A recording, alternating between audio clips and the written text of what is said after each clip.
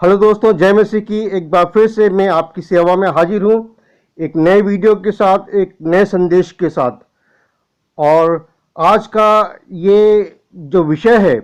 वो इस बारे में है कि ये ग्लोबल वार्मिंग और क्लाइमेट चेंज के बारे में बाइबल क्या कहती है। और दोस्तों, आज आप इस वीडियो को अंत तक देखें, क्योंकि मैं आज एक बहुत ही इम्पोर्टेंट अनाउंसमेंट भी करने वाला हूँ, जो इस चैनल के बारे में और आने वाले प्रोग्राम्स के बारे में होगा। तो इसके पहले कि हम आगे बढ़े, मैं आपको याद दिलाना चाहूँगा कि कृपया आप इस चैनल को लाइक करना और सब्सक्राइब करना ना भूलें, क्योंकि हम इस चैनल में बाइबल की सारी भविष्यवाणियों के बारे में विचार कर रहे हैं। और न केवल बाइबल की भविष्यवाणियाँ, लेकिन संसार में होने वाली हर एक वो बड़ी घटना जो बाइबल की भविष्यवाणियों से संबंध रखती है, उसके बारे में भी हम डिस्कस करते हैं, हम उस पर चर्चा करते हैं। तो आइए हम एक बार फिर से अपने विषय पे आ जाएं। ग्लोबल वार्मिंग, क्लाइमेट चेंज क्या है। अजीज दोस्तों, मैं आपको बताना चाहूँगा कि बहुत सालों तक ये जो घटनाक्रम सारी दुनिया में हो रहा है, तरह तरह के नेचुरल डिजास्टर हो रहे हैं जिन्हें हम कहते हैं प्राकृतिक विपदाएं, और बहुत सारी बातें ऐसी हो रही हैं जिससे वैज्ञानिक लोग इस बात से दुनिया को सतर्क कर रहे हैं कि दुनिया का मौसम बदलने वाला है। समुद्र का जो पानी है वो बढ़ जाएगा, क्योंकि सारे ग्लेशियर्स जो है नॉर्थ पोल में और साउथ पोल में वो पिघल जाएंगे। और ये जो तापमान पृथ्वी का बढ़ रहा है, इसी को वो ग्लोबल वार्मिंग कहते हैं। लेकिन बड़ी ही मजेदार बात ये हुई, बड़ी आपको जानकर हैरानी होगी कि जब कई साल तक वैज्ञानिक लोग ग्लोबल वार्मिंग करके इन घटनाओं का बखान करते रहे, उस समय अचानक क्या हुआ कि यूरोप में और सारे पोल्स में बहुत ज़्यादा ठंड पड़ी। इतनी ज़्यादा ठंड पड़ी कि जो दुनिया के इतिहास में और जो रिकॉर्डेड हिस्ट्री थी मौसम की, उसमें कहीं भी उतनी ठंड नहीं देखी गई। तो वैज्ञानिक लोग स्तब्ध हो गए, उनको बड़ा झटका लगा कि कहाँ तो हम ग्लोबल वार्मिंग की बात कर रहे थे कि दुनिया में तापमान बढ़ रहा है, फिर अचानक से इतनी ठंड कैसे पड़ गई, रिकॉर्ड ठंड पड़ी। तो उसके बाद लोगों ने धीरे से अपनी शब्दावली चेंज कर दी और ग्लोबल वार्मिंग के बजाय वो क्लाइमेट चेंज बोलने लगे। और क्लाइमेट चेंज से मतलब है कि मौसम बदल रहा है, क्योंकि ग्लोबल वार्मिंग शब्द का जब भी लोगों ने उपयोग किया,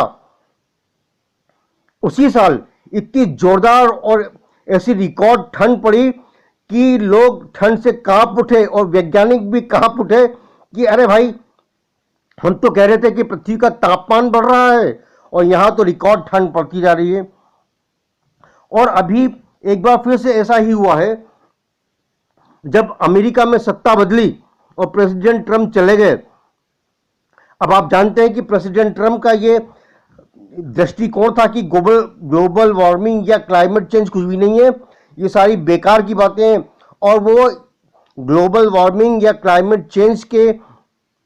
जो पेरिस एग्रीमेंट है, उससे अमेरिका को उन्होंने बाहर कर दिया था। अब जब ये ग्लोबल वार्मिंग का शब्द इस्तेमाल होता था तो रिकॉर्ड ठंड पड़ती थी, तो फिर वैज्ञानिक लोगों ने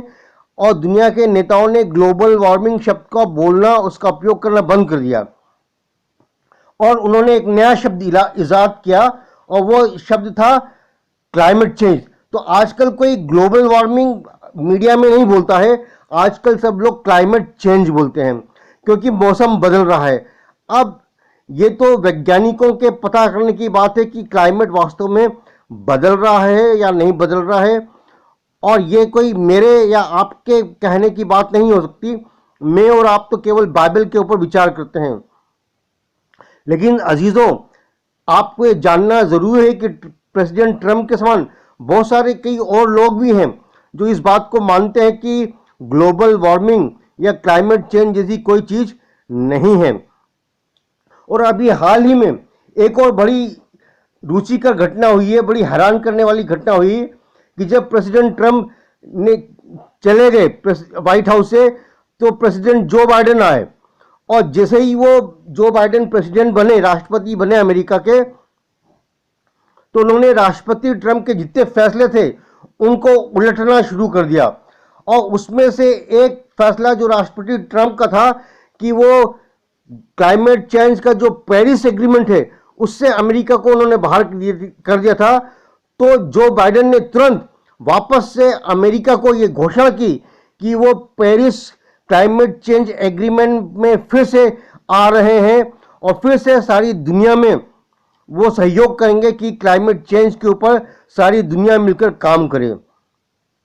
अब दोस्तों ये काम क्या है? क्लाइमेट चेंज में सारी दुनिया यूनाइटेड नेशंस के अंडर में होकर क्या काम करना चाह रही है? करीब 195 देश इसमें शामिल हैं पेरिस क्लाइमेट चेंज एग्रीमेंट में, और सारी दुनिया मिलकर काम कर रही है, तय कर रही है कि दुनिया में जो ये क्लाइमेट चेंज की घटनाएं उनके कहने से हो रही है उसको नियंत्रण में किया जाए, जंगलों को काटने से कम किया जाए, जो कारें और दूसरी फैक्ट्रियां धुआं छोड़ती हैं और उस धुएं को कम किया जाए। आप जानते हैं कि भारत में बहुत सारे थर्मल पावर प्लांट्स हैं और क्लाइमेट चेंज के इन कारणों से दुनिया ये कहती है कि चाइना को और इंडिया को ये थर्मल पावर प्लांट जो हैं जो धुआं छोड़ते हैं इनको कम करना चाहिए, क्योंकि इनके द्वारा कार्बन डाइऑक्साइड दुनिया में बढ़ती है। और जो कारें हैं जो पेट्रोल और डीजल चलती हैं इनको बंद करना चाहिए, क्योंकि इनसे भी कार्बन डाइऑक्साइड बढ़ती है और दुनिया का तापमान बढ़ता है। अब ये सारी बातें वैज्ञानिकों की है, लेकिन अजीज दोस्तों कुछ लोग ये मानते हैं कि इस तरह से सारी दुनिया में एक एग्रीमेंट करके लोगों के ऊपर उनके जो आंतरिक मामले हैं उनमें हस्तक्षेप किया जा सकता है कि दुनिया का कोई देश इस तरह के थर्मल पावर प्लांट्स या ऐसी कारें जो पेट्रोल और डीजल चलती हैं जो ज़्यादा धुआं छोड़ती हैं और ऐसी फैक्ट्रियां और ऐसी बहुत सारी चीज़ें हैं उनको नहीं लगा सकते, और इस तरह से एक ग्लोबल या वैश्विक नियंत्रण उन पर बनाया जा सकता है। शायद आप मेरी बात समझ रहे होंगे, ये एक तरह से दुनिया को वन वर्ल्ड गवर्नमेंट की ओर ले जाने की एक कोशिश है, और इसीलिए कई लोग इन बातों से इत्तेफाक नहीं रखते, वो इन बातों से सहमत नहीं है। उन लोगों का तो ये साफ कहना है कि ये ग्लोबल वार्मिंग जैसी कोई चीज़ नहीं है, क्लाइमेट चेंज जैसी कोई चीज़ नहीं है, ये सब एक मनगढ़ंत बातें हैं।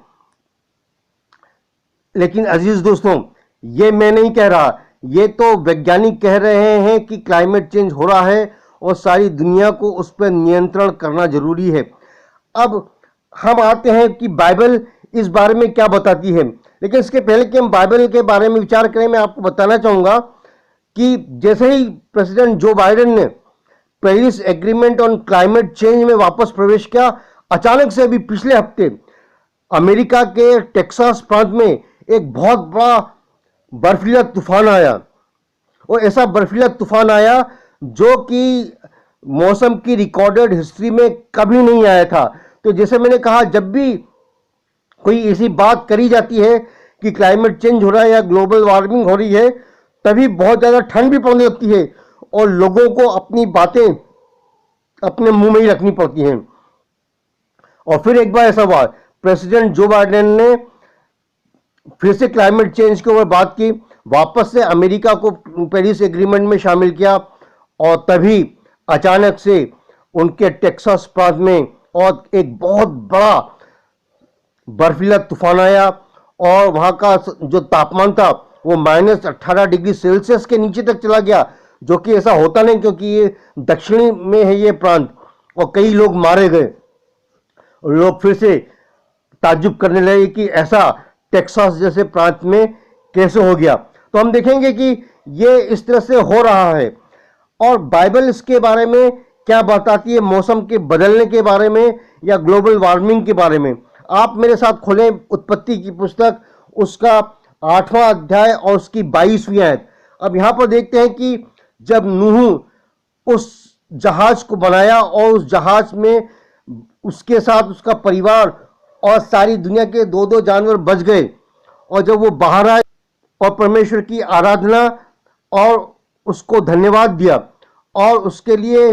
बलिदान चढ़ाए, और जब बलिदान चढ़ाए तो परमेश्वर ने एक बार फिर से नूह के साथ वाचा बांधी और उस वाचा में परमेश्वर ने कहा, यदि हम पढ़ें उत्पत्ति उसका 8वां अध्याय और उसकी 22वीं आयत, अब से जब तक पृथ्वी बने रहेगी तब तक बोने और काटने का समय, ठंड और तपन, धूप काल और शीतकाल, दिन और रात निरंतर होते चले जाएंगे। तो यह हम देखते हैं कि परमेश्वर ने मनुष्य जाति के साथ एक प्रतिज्ञा की है नूह के द्वारा से, और कहा कि जब तक पृथ्वी बनी रहेगी, यानी जब तक रैप्चर नहीं होगा, जब तक कि यीशु मसीह का दोबारा आगमन नहीं होगा, तब तक पृथ्वी पर जो मौसम है वो स्थिर बना रहेगा। मतलब बोने का समय और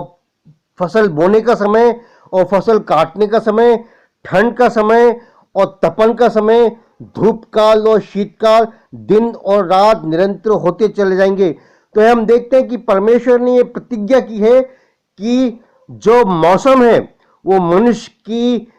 के लिए स्थिर बना रहेगा और उसे किसी तरह की चिंता करने की जरूरत नहीं है जब तक कि प्रभु यीशु मसीह का दोबारा आगमन ना हो जाए। अब ये बाइबल बताती है, लेकिन हमारे वैज्ञानिक जो आजकल है वो कह रहे हैं कि मौसम बदलने लगा है। अब ये आपके ऊपर है कि आप किस बात पर विश्वास करते हैं, आज के विज्ञान के ऊपर विश्वास करते हैं, बाइबल में जो परमेश्वर ने प्रतिज्ञा दी है उस पर ऊपर विश्वास करते हैं। दोस्तों, मैं तो बाइबल में दी गई परमेश्वर की प्रतिज्ञाओं पर विश्वास करता हूं कि परमेश्वर अपनी प्रतिज्ञा में स्थिर रहेगा और कभी भी परमेश्वर मनुष्य जाति से, जिसे उसने प्यार किया है, अपना बेटा प्रभु यीशु मसीह दे दिया है, उससे अपना मुंह नहीं मोड़ेगा। तो ये परमेश्वर की प्रतिज्ञा है और यही प्रतिज्ञा उसकी आपके लिए भी है। यदि आप इस पृथ्वी पर हैं, आपके जीवन में कई तरह की समस्या हो सकती हैं, उतार चढ़ाव हो सकते हैं, लेकिन परमेश्वर का प्रेम आपके लिए बना हुआ है। यदि आप उसके प्रेम के प्रत्युत्तर में उस पर विश्वास करेंगे, आप परमेश्वर से प्रेम करेंगे, तो परमेश्वर भी आपके जीवन में स्थिरता लाएगा, आपको आशीष देगा, आपकी सारी परेशानियों को, मुसीबतों को, संकटों को, विपत्तियों को दूर करेगा और आपको एक आशीषित जीवन देगा।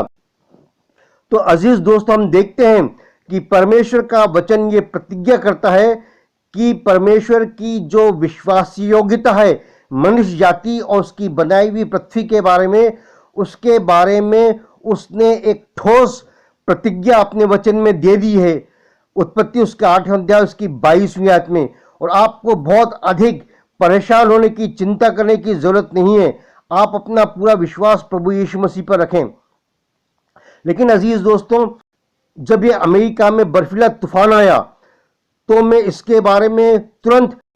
वीडियो बनाना चाह रहा था, लेकिन ऐसा करते करते भी 3-4 दिन गुजर गए। तो अब मैं सोच रहा हूं कि जब भी ऐसा कोई विशेष दुनिया में घटनाक्रम होगा जो बाइबल की प्रतिज्ञाओं से या बाइबल की भविष्यवाणियों से संबंध रखता है, तो मैं अब कोशिश करूंगा कि लाइव उसी समय